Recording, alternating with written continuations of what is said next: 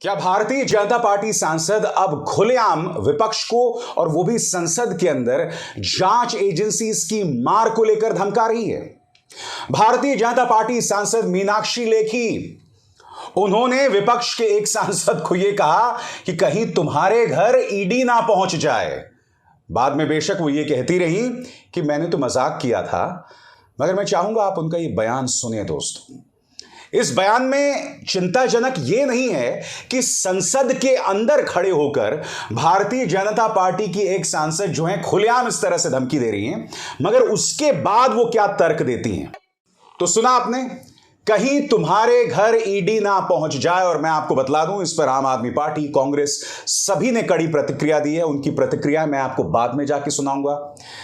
इत्तेफाकन ये वो मीनाक्षी लेखी हैं कि जब पत्रकार इनसे सवाल पूछते हैं तो इस तरह से भागती हैं, क्योंकि इन्हें बारिश का डर होता है, छींटों का डर होता है।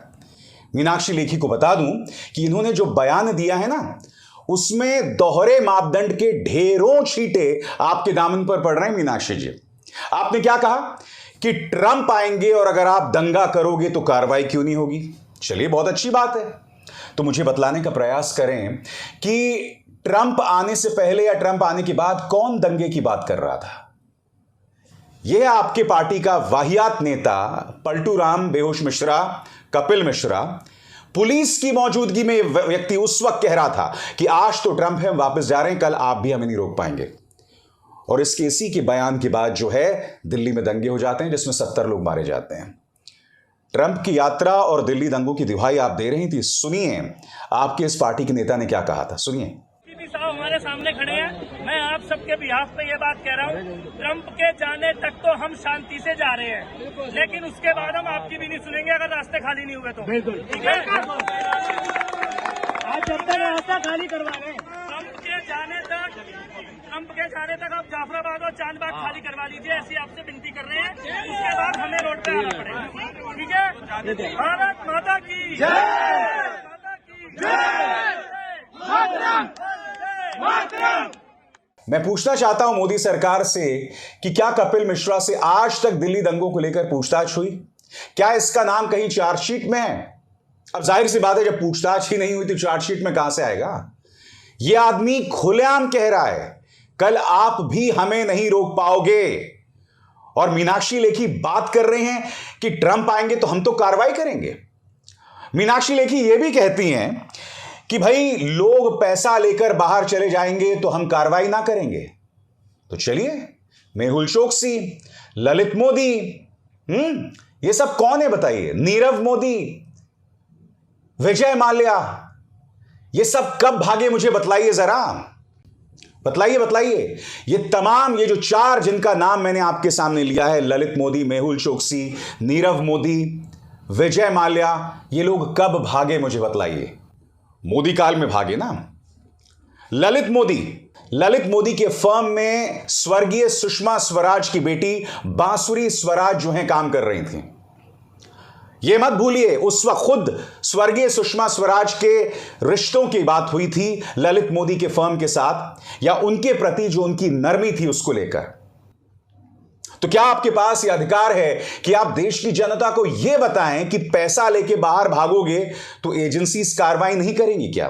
तो मैं यही तो आपसे पूछना चाहता हूं, क्या बांसुरी स्वराज, जो अब भारतीय जनता पार्टी की शायद छोटी मोटी नेता हैं, क्योंकि मैं नहीं भूला हूं कि मणिपुर में जब बहस हो रही थी सुप्रीम कोर्ट में, तो वो chief justice of India DY Chandrachud को यह सिखा रही थी राजस्थान में महिलाओं के साथ जो अपमान हो रहा है उस पर क्यों ना बोला जाए, मामले को भटकाने का प्रयास कर रही थी। तो वो तो उनके फर्म में काम कर रही थी, क्या उनसे कुछ पूछताछ हुई? और जब स्वर्गीय सुषमा स्वराज जीवित थीं तब उनसे कुछ पूछताछ हुई थी क्या? नहीं हुई थी ना। और आपकी गाज किस पर गिरती है? आपकी गाज गिरती है सत्येंद्र जैन पर, मनीष सिसोदिया पर, अनिल देशमुख पर, नवाब मलिक पर, राहुल गांधी, सोनिया गांधी पर, उन पर आपकी गाज गिरती है। यानी कि ईडी की गाज सिर्फ और सिर्फ विपक्ष पर गिरती है। इसलिए जब आप संसद में खड़े होकर इस तरह से धमकी दे रही हैं ना, उसे मैं गंभीरता से लेना चाहूंगा। और हकीकत क्या है मैं आपको बताता हूं, आपके पास कोई अधिकार नहीं है भ्रष्टाचार के ऊपर मॉरल हाई ग्राउंड रखने का, कतई नहीं है। एक वीडियो दिखाना चाहता हूं। यहां पर आप जो मिलन देखेंगे दो लोगों के बीच में, जो गर्मजोशी देखेंगे ना, राम भरत मिलाप उसके सामने फीका पड़ जाएगा। देखिए प्रधानमंत्री नरेंद्र मोदी किस तरह से थपकी दे रहे हैं अजीत पवार को। यह वीडियो देखिए दोस्तों, लूप पर मैं आपको दिखा रहा हूं, यह वीडियो वायरल हो रहा है। मैं फिर आपसे सवाल पूछना चाहता हूं, प्रधानमंत्री नरेंद्र मोदी ने इनके बारे में नेचुरली करप्ट पार्टी कहा था। याद कीजिए देवेंद्र फडणवीस ने क्या कहा था, अजीत पवार चक्की pissing and pissing and pissing. आज अजीत पवार जहां पर हैं, हो सकता है कल को वो महाराष्ट्र के मुख्यमंत्री बन जाएं, क्योंकि कल एक वीडियो वायरल हो रहा था कि अजीत पवार जो हैं वो एकनाथ शिंदे की कुर्सी पर आकर बैठ गए थे।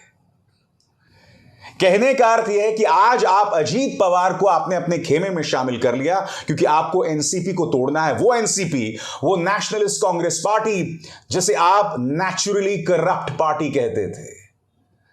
अब आपको शर्म नहीं आती? मीनाक्षी लेखी जी, देखिए प्रधानमंत्री किस तरह से गर्मजोशी दिखा रहे हैं अजीत पवार को लेकर। अब आपको शर्म नहीं आती जब आप दूसरों पर भ्रष्टाचार का आरोप लगाते हैं, जब आप दूसरों पर कहते हैं कि पैसा लेके भाग जाओगे? तो बताइए ना, क्यों भागे ये लोग सब मोदी काल में? बताइए कपिल मिश्रा से क्या पूछताछ की गई? क्योंकि ट्रंप की यात्रा के दौरान यही व्यक्ति धमकी दे रहा था। मैं आपको बतलाना चाहूंगा दोस्तों कि सुप्रिया सुले ने, शरद पवार की बेटी और सांसद सुप्रिया सुले ने इस मुद्दे पर कड़ा रुख अपनाया है। उन्होंने कहा कि आम आदमी पार्टी का हवाला देकर यह कहा जा रहा था कि आम आदमी पार्टी ने सबको भ्रष्ट बताया था, मगर भाजपा ने भी एनसीपी को नेचुरली करप्ट पार्टी बताया था, और अब अजीत पवार के साथ आपने सांठगांठ कर लिए। अब जाहिर सी बात है, जिस तरह से धमकी दी है मीनाक्षी लेखी ने, और मैं इसे धमकी इसलिए कह रहा हूं, बेशक वो कह रही हैं कि मैंने मजाक किया था, मगर मैं इसे धमकी इसलिए मानता हूं क्योंकि हम प्रमाण देख रहे हैं अपने सामने किस तरह से कार्रवाई सिर्फ विपक्ष पर होती है। स्वाभाविक है, इस पर विपक्ष ने अपनी प्रतिक्रिया दी है। राघव चड्ढा जो कि सांसद हैं आम आदमी पार्टी की तरफ से, अंग्रेजी में उनका बयान है, BJP union minister openly threatens opposition MPs with ED raids on parliament floor. This abuse of power is alarming. हर threatening statement is a clear indication that centre is leveraging ED raids to stifle the opposition's voice. Raghav Chadha कह रहे हैं कि एक केंद्रीय मंत्री खुलेआम धमकी दे रहा है विपक्ष के सांसदों को, वो भी संसद के पटल पर, कि तुम पर ईडी की रेड करवा दूंगी। और जिस तरह से सत्ता का दुरुपयोग हो रहा है ये शॉकिंग है। वो आगे कहते हैं कि उनके बयान से साफ है कि केंद्र जो है वो ईडी का इस्तेमाल कर रहा है विपक्ष की आवाज को दबाने के लिए। और मैं आपको एक बतला दूं, जो सदन में जो चेयर पर बैठे थे उस वक्त, उन्होंने साफ तौर पर कह दिया ये रिकॉर्ड पर नहीं जाएगा, यानी कि एक करारा तमाचा मीनाक्षी लेखी के इस बयान पर। अब मैं आपको बताता हूं सुप्रिया सुले ने क्या कहा। ये भाजपा सरकार में मंत्री हैं, सदन में खुली धमकी दे रहे हैं, ईडी तुम्हारे घर ना आ जाए, समाचार समाप्त। नहीं सुप्रिया जी, समाचार समाप्त नहीं है, क्योंकि अभी तो 1 साल से कम का समय बचा है 2024 के लोकसभा चुनावों में। ईडी तो अभी और एक्टिव होने वाली है, ईडी और भी कार्रवाई करने वाली है, और इस देश का मीडिया सवाल नहीं खड़े करने वाला है। ये देश का मीडिया पूरी तरह से इस दोहरे मापदंड को सराखों पर बिठाएगा, नतमस्तक होगा और उनके जूते भी चाटने का काम करेगा। माफी चाहूंगा इस कड़ी शब्दावली के लिए, मगर यह हकीकत है। यह अप्रत्याशित है कि एक सांसद इस तरह से सदन के अंदर धमकी दे रहा है, और सत्ता के दुरुपयोग, भ्रष्टाचार, दंगा भड़काने को लेकर दोहरे मापदंड साफ तौर पर दिखाई दे रहे हैं। जिस दंगा भड़काने की बात मीनाक्षी लेखी कर रही हैं, उन्हें अपने ही राज्यों मणिपुर और हरियाणा की तरफ देख लेना चाहिए। किस तरह से आपके मुख्यमंत्री मनोहर लाल खट्टर कहते हैं कि हर किसी को मैं सुरक्षा नहीं दे सकता। किस तरह से मणिपुर के आपके मुख्यमंत्री बीरेन सिंह ये कह रहे थे कि जो 2 लड़कियां निर्वस्त्र घुमाई जा रही थी वो तो सिर्फ एक मामला है, ऐसे दर्जनों 100 से ऊपर केसेस हैं। यह आपके मुख्यमंत्री कह रहे थे। अगर प्रशासन, सुशासन इन तमाम मुद्दों को लेकर आईना दिखाने की जरूरत है, तो वो आईना आपको देखने की जरूरत है मीनाक्षी जी, यानी कि भारतीय जनता पार्टी को देखने की जरूरत है। अभिसार शर्मा को दीजिए इजाजत। नमस्कार। स्वतंत्र और आजाद पत्रकारिता का समर्थन कीजिए, सच में मेरा साथी बनिए। बहुत आसान है दोस्तों, इस ज्वाइन बटन को दबाइए और आपके सामने आएंगे ये 3 विकल्प, इनमें से एक चुनिए और सच के इस सफर में मेरा साथी बनिए।